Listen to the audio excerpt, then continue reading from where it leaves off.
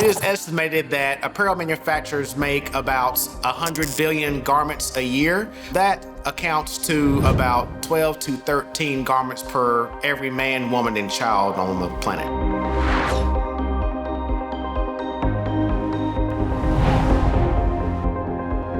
With fast fashion, the foundation is copying the high-end pieces and bringing them to market even before the high-end brands are able to present their season.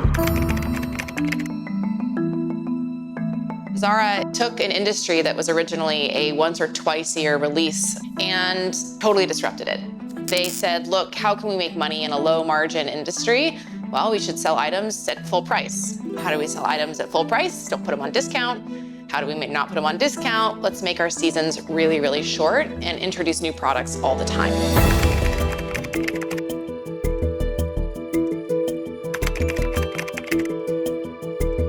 The United States is one of the largest cotton producing countries in the world. However, it doesn't make hardly any garments in the United States. The whole process, the cutting and sewing, is all made elsewhere, simply because the labor of this operation is too expensive.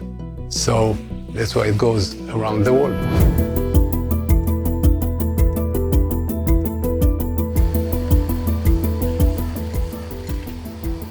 Top brands have gone to places like Bangladesh to make their clothes for years now, partially because the labor cost is low, but secondarily because the ecosystem of suppliers around those factories is a critical component.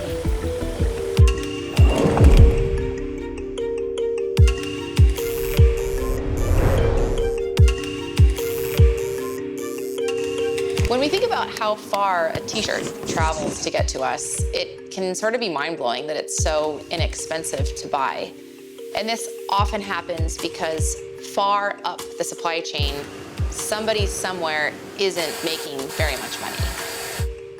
But the fact is, if consumers don't want to pay more than $10 for a shirt, how much can you pay the person who's making it by the time you have to get it all the way from Bangladesh to Los Angeles?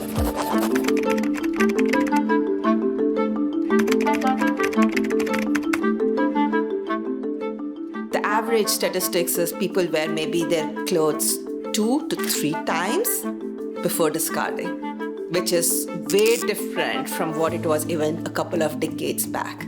We give it to a charity shop, secondhand store. Some of that is used where you dropped it off, but a lot of it's actually shipped out of the country to someplace else.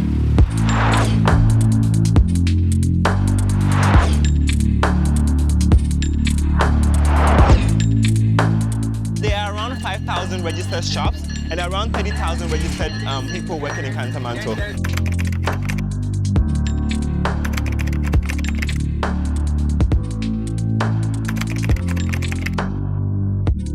With fast fashion, most of the garments being made are not of high quality. Most likely they're going to end up in places like dam sites and our beaches, which is not very sanitary.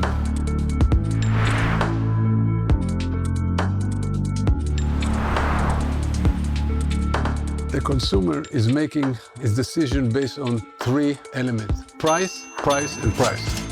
Despite of what they tell pollsters when they want to signal virtue, and they say they're gonna pay more for a sustainable product, as long as we press for having something cheaper and faster, we'll have problems with social justice, we'll have problems with landfills, we'll have problems with sustainability.